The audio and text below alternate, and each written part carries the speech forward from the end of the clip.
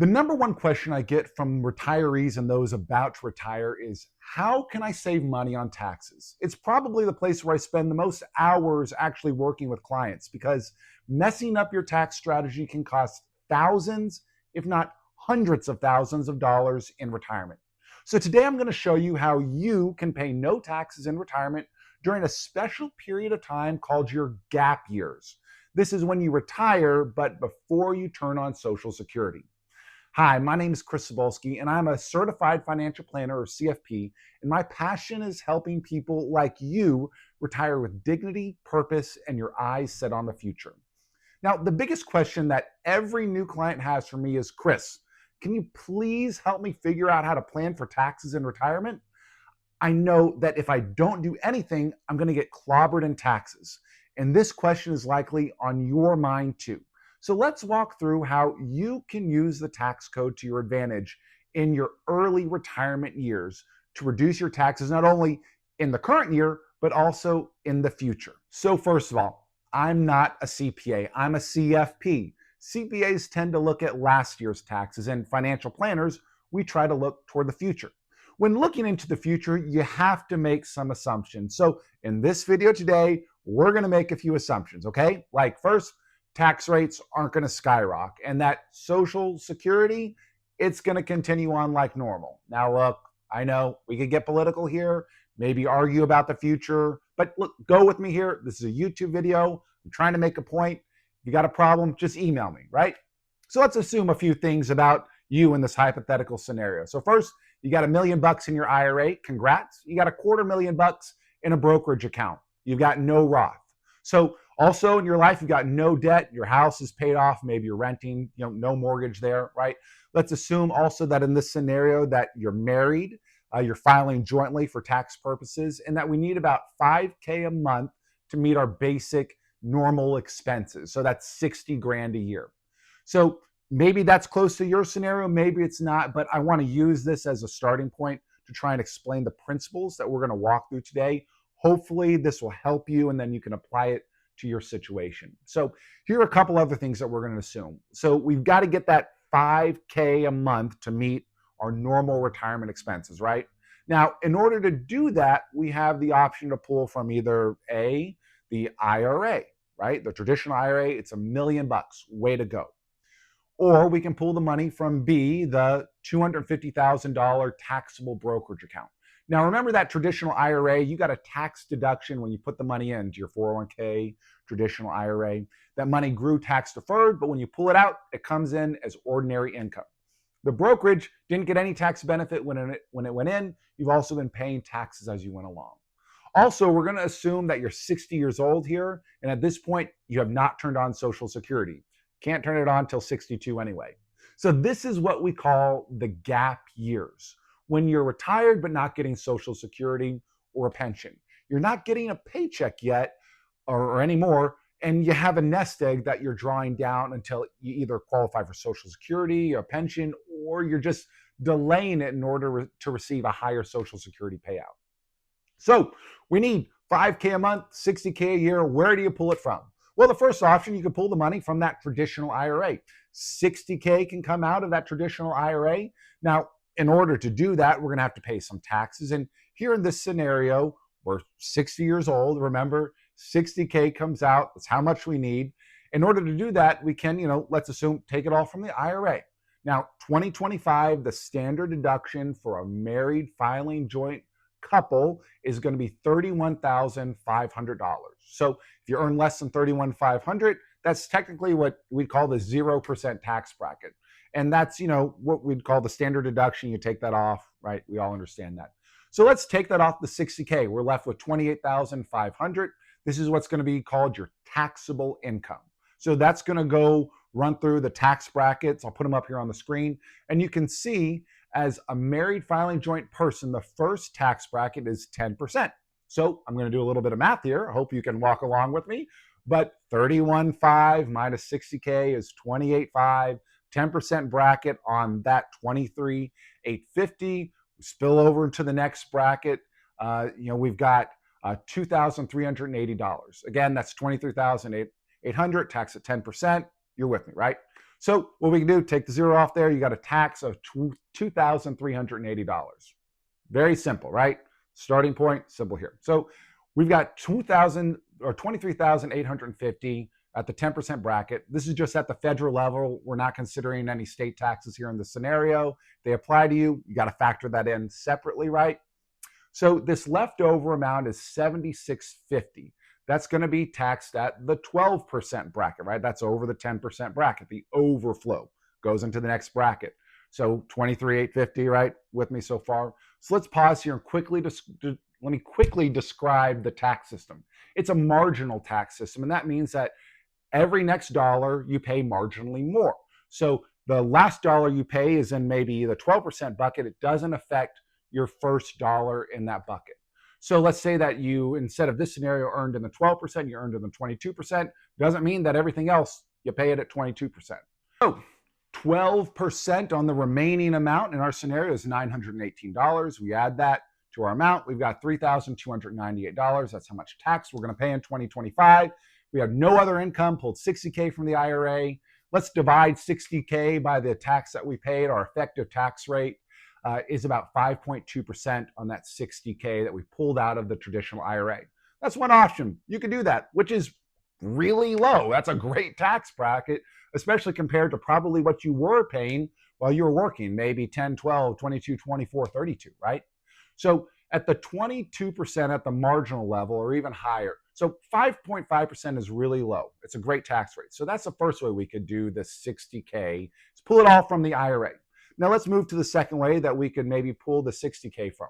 So let's go back to the start over here. We need 60K, but instead of pulling it from the traditional IRA, we're going to go and look at pulling that money from the brokerage account.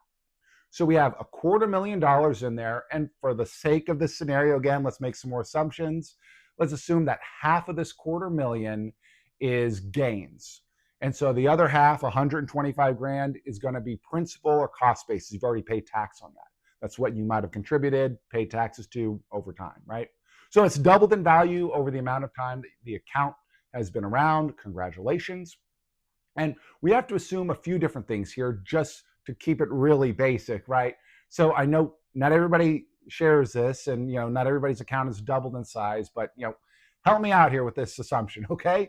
We're going to assume that every single dollar that we sell, well, half of that amount is growth and the other half is return of principal. I know it doesn't work that way. For the sake of argument, for this YouTube video, please bear with me on this example. So we're assuming that half of the money we pull out is going to be taxed, half is a return, right? So we pull out 60K out of the 250 grand brokerage account, we'd be left with 190,000. But in order to get that 60K, we have to sell investments that are in the brokerage account. So again, we're going to assume that the investments have been held over 1 year. They qualify for long-term capital gains. This all makes sense, right? Good. So we take 60K out of the brokerage account. That means that only 30 grand is subject to taxation. The other 30K that we're using to make up the full 60 is just a return of principal. You've already paid tax on that. That's your original investment, right? So what we've got there is 30 grand that's actually subject to taxation, but it's a long-term capital gain. But right here on the screen, you can see that the long-term capital gains brackets are actually different than the federal tax brackets, right? The federal system insists or includes 7 tax brackets. We only have 3 here on the capital gains brackets, 0, 15, and 20%. So the first, if you're married filing jointly, the first $96,700 of taxable income is taxed at 0. Okay, that amount would be 0% long-term capital gains, right? So now we're just clear here. If you have only capital gains, meaning no other income, you could have $96,700 of capital gains that are long-term capital gains, and you would have 0% tax due on that.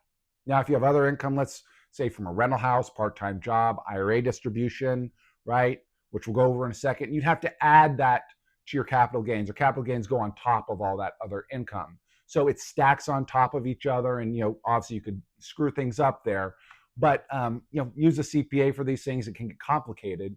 But if you want to learn more about that, call the CPA or me, happy to walk you through it. But in this scenario, again, no other income. And your only source of money out of the brokerage account here that's taxable is 30K, right, of that 60K portion. So now we're going to put that into the long-term capital gain bucket. So 30K is less than 96,700.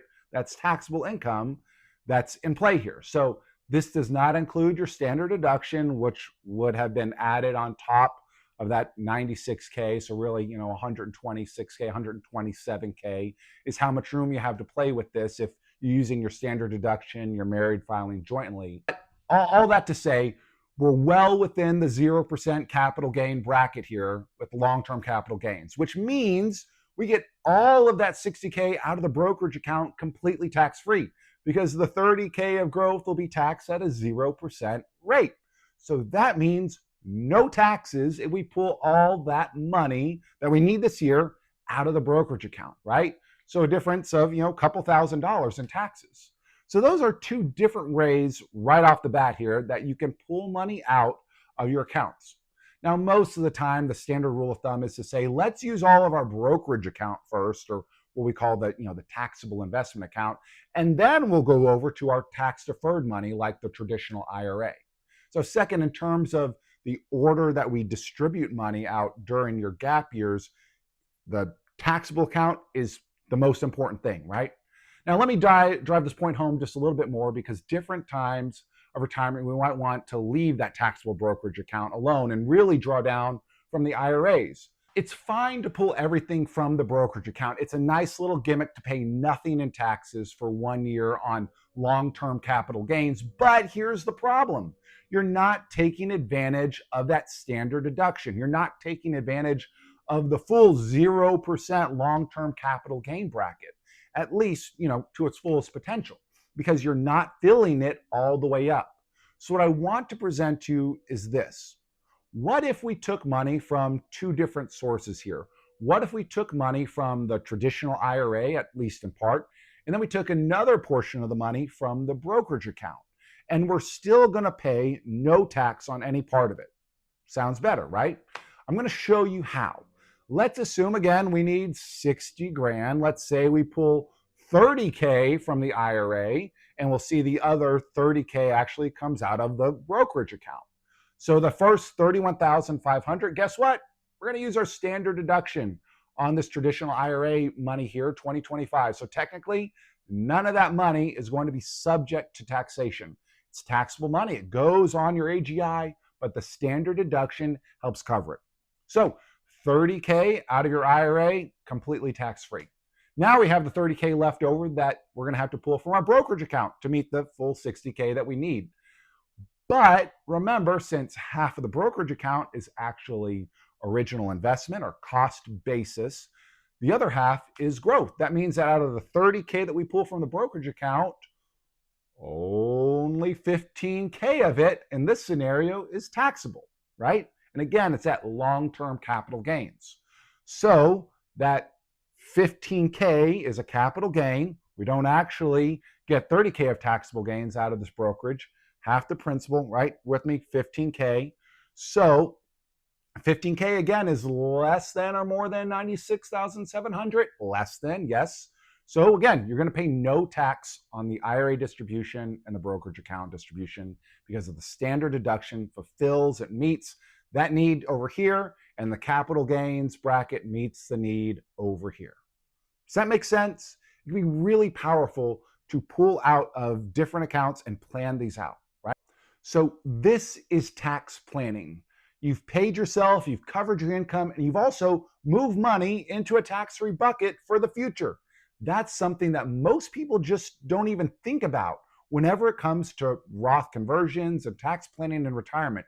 They think they have to pay taxes. But what I'm showing you here, again, you can structure your income in a certain way if you can think about it and strategize how and where you're pulling money from, especially early on in retirement. And you can create a great tax diversification strategy and use the tax code to your advantage. So think about those buckets, the traditional IRAs, Roth IRAs, brokerage accounts.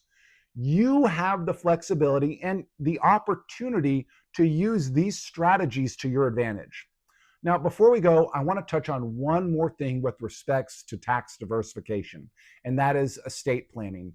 Each type of account is treated differently in terms of estate planning. So we have three different buckets again: the taxable brokerage, tax deferred traditional IRA, and the tax-free Roth IRA.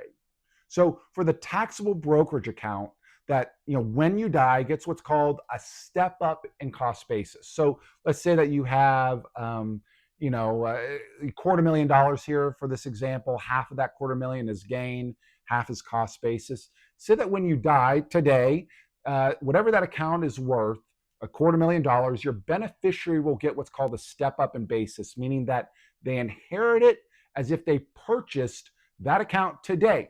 So instead of half being a gain, 100% will be gain.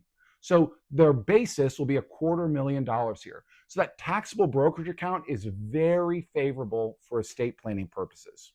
Now, the other two accounts, the traditional IRA accounts, they got changed post-COVID under the Secure Act and CARES Act.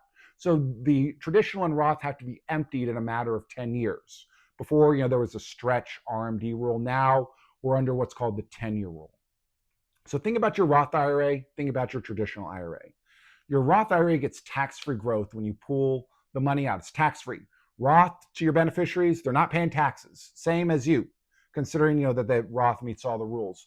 So your Roth is extremely powerful because your beneficiaries get tax-free money out, similar to the brokerage, right?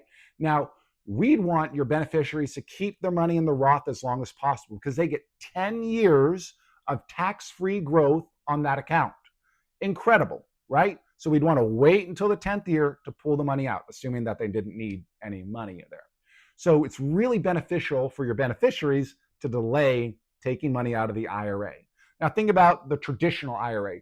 Post-COVID CARES Act, Secure Act, the traditional IRA has almost become a four-letter word in the retirement planning community because your beneficiaries have to take it out in a matter of 10 years. And unlike the Roth IRA, where you want to delay it as long as possible, the traditional IRA, you want to minimize taxes and take money out as often as possible. So they inherit that traditional IRA. They really want to start withdrawing money every year over those 10 years to stretch out their taxes, right? Maybe they're taking 10% out every year so that they minimize their taxes.